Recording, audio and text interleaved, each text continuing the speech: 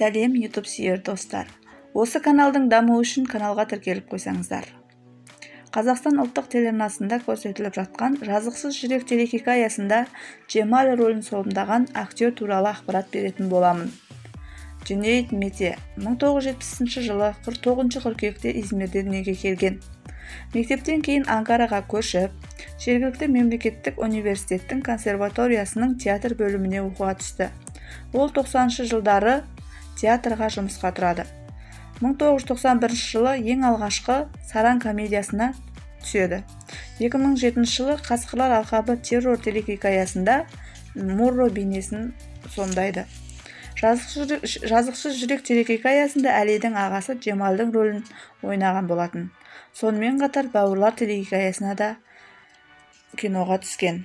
Марапаттарына келетін болсақ, 2007-2008 жылдары өнер институтының ең үздік ер адам рөлі номинациясын жеңіп алған болатын.